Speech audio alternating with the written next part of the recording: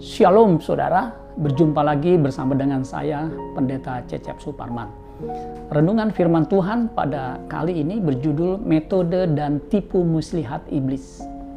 Metode dan tipu muslihat iblis. Efesus 6 ayat 11 dikatakan begini, kenakanlah seluruh perlengkapan senjata Allah supaya kamu dapat bertahan melawan tipu muslihat iblis. Kalau kita perhatikan di sini, kalimatnya mengatakan kenakanlah. Itu adalah sebuah perintah untuk kita lakukan. Kenakanlah seluruh perlengkapan senjata Allah.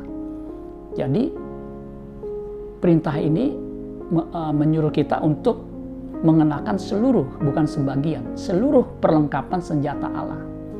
Apa maksudnya? Kita harus mengenakan seluruh perlengkapan senjata Allah supaya kamu dapat bertahan melawan tipu muslihat iblis. Jadi firman Tuhan memerintahkan kita, ya, pada saat itu jemaat Efesus dan sekarang kita, untuk mengenakan seluruh perlengkapan senjata Allah. Perintah ini menunjukkan bahwa betapa berbahayanya oknum si jahat ini, yaitu si iblis. Nah, pertanyaan apa yang berbahaya dari si iblis ini? Tipu muslihat. Itu yang paling berbahaya dari iblis, yang kita harus waspadai. Nah, tipu muslihat ini itu adalah berasal dari kecerdikan iblis, seperti yang digunakan iblis ketika menipu Hawa, Adam dan Hawa. Kalau kita baca Kejadian pasal 3 ayat 1, di situ dikatakan begini, adapun ular itu melambangkan representasi dari iblis, ialah yang paling cerdik dari segala binatang di darat yang dijadikan oleh Tuhan Allah. Ular itu berkata kepada perempuan itu, tentulah Allah berfirman, semua pohon dalam taman ini jangan kamu makan buahnya, bukan? Lihat, kecerdikan iblis, tipu muslihat iblis itu membuat Hawa makan buah itu. Kemudian diberikan kepada suaminya, Adam, yang bersama dengan dia pada saat itu. Jadi yang paling berbahaya dari iblis itu adalah tipu muslihatnya. Untuk itu kita harus mengenakan seluruh perlengkapan senjata Allah. Dan seluruh perlengkapan senjata Allah nanti kita bisa baca di ayat selanjutnya. Nah, saya akan menjelaskan apa itu tipu muslihat yang ada di ayat Efesus 6 ayat 11 ini. Tipu muslihat ini dari kata Yunani metodeias. Ini berasal dari kata metodeia. Itu artinya a way of search after something. Cara untuk mencari sesuatu. A way, cara atau jalan. To of search after something. Metodeia itu artinya juga an inquiry. Sebuah penyelidikan. Ya. Metodeia itu juga artinya a method. Sebuah metode. Makanya kata metode ini berasal dari kata ini, metodeia, kata Yunani metodeia. Itu artinya metode, method. Scheming artinya rencana jahat. Ya. Craftiness, licik, deceit, menipu. Jadi metodeia itu artinya memang luar biasa. Ya. Jadi iblis punya cara, punya rencana yang licik dan jahat agar manusia jauh dari hadirat Allah. Sebab ketika manusia jauh dari hadirat Allah, itulah kecelakaan atau malapetaka yang sesungguhnya. Ya. Karena dikatakan di 2 Tesalonika 1 ayat 9, mereka ini akan menjalani hukuman kebinasaan selama-lamanya, dijauhkan dari hadirat Tuhan dan dari kemuliaan kekuatannya. Kalau manusia dijauhkan dari hadirat Tuhan dan kemuliaannya, dia akan ada di dalam neraka abadi.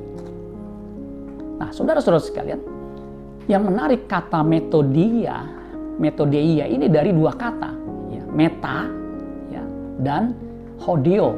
Hodio ini dari kata hodos. Ya. Meta artinya behind, di belakang, ya, tersembunyi di belakang, behind, after. Ya. Kemudian hodio atau hodos artinya jalan, away. Ya. Jalan atau path, ya, jalan. Nah, kata hodos itu dipakai oleh Tuhan Yesus di dalam Yohanes 14 ayat 6. Akulah jalan, akulah hodos, akulah jalan, I am the way, akulah jalan kebenaran dan hidup. Tidak ada seorang pun sampai kepada Bapa kalau tidak melalui aku. Jadi Yesus itu jalan ya, untuk bisa sampai kepada Bapa. Nah, saudara-saudara sekalian, kita bisa melihat bahwa dari sini iblis itu mempunyai metode yang tersembunyi, jalan atau siasat yang tersembunyi agar manusia dijauhkan dari hadirat Allah, dijauhkan dari jalan menuju kepada Bapa di sorga. Ya. Sedangkan misi Tuhan Yesus jelas, Dia datang ke bumi ini untuk menyelamatkan orang berdosa, membawa orang kepada Bapa di sorga. Karena Dia adalah jalan, kebenaran, dan hidup. Dan tidak ada seorang pun yang sampai kepada Bapa kalau tidak melalui Dia. Sebaliknya, iblis juga punya cara, punya jalan yang kita tidak sadari. Ya, di balik cara metode itu, sesungguhnya adalah membuat manusia jauh dari hadirat Tuhan. Jauh dari jalan menuju kepada kekekalan. Kepada kehidupan di langit baru dan bumi baru. Untuk itulah kita harus waspada metode atau tipu muslihat iblis ini. Dan metode tipu muslihat ini menjerumuskan orang ke dalam kenistaan. Ya. Dia memakai atau iblis memakai dengan berbagai macam cara. Kalau zaman now, yang iblis pakai adalah materialisme dan hedonisme. Ini yang paling berbahaya, yang menyebabkan orang jauh daripada Tuhan. Dan kalau orang sudah jauh daripada Tuhan, dia sampai satu titik tidak bisa kembali kepada Tuhan. Itu yang berbahaya dari iblis. Iblis mencoba menipu kita untuk menjauhkan kita dari jalan menuju kepada surga. Dan itu kita harus waspadai. Untuk itu kita harus menggunakan seluruh perlengkapan senjata Allah. Apa itu seluruh perlengkapan senjata Allah? Kalau kita baca di situ dikatakan ayat 13, sebab itu ambillah seluruh perlengkapan senjata Allah supaya kamu dapat mengadakan perlawanan pada hari yang jahat itu dan tetap berdiri sesudah kamu menyelesaikan segala sesuatu. Jadi berdirilah tegap, berikat pinggangkan kebenaran. Kemudian berbaju jirakan keadilan. Kemudian dikatakan ayat 15, kakimu berkasutkan kerelaan untuk memberitakan Injil damai sejahtera. Dan dalam segala keadaan pergunakanlah perisai iman. Sebab dengan perisai itu kamu akan dapat memadamkan semua panah api dari si jahat. Dan terimalah ketopong keselamatan dan pedang roh, yaitu firman Allah. Jadi pedang roh itu firman Allah yang bisa menghancurkan rencana busuk dari kuasa kegelapan. Kemudian dikatakan dalam segala doa dan permohonan berdoalah setiap waktu di dalam roh dan berjaga-jagalah di dalam doamu itu dengan permohonan yang tak putus-putus untuk segala orang kudus.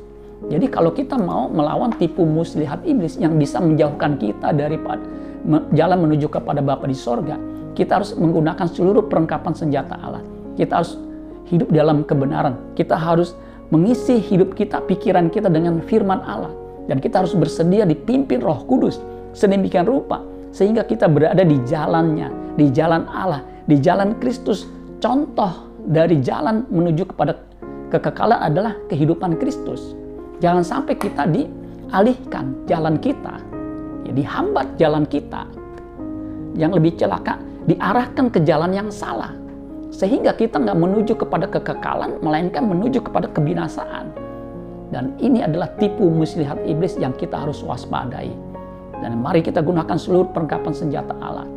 Karena hari-hari ke depan itu zaman yang sulit, yang jahat. Sehingga kita bisa, kalau kita tidak waspada, kita bisa tertipu dan kita bisa jatuh. Dan kita bisa lenyap, habis, ya, ada di neraka jahanam. Nah, untuk itu mari kita gunakan seluruh perlengkapan senjata Allah. Dan hidup di dalam pimpinan Roh Kudus supaya kita bisa sampai kepada Bapa di sorga. Amin buat firman Tuhan. Tuhan Yesus memberkati. Sola Gracia.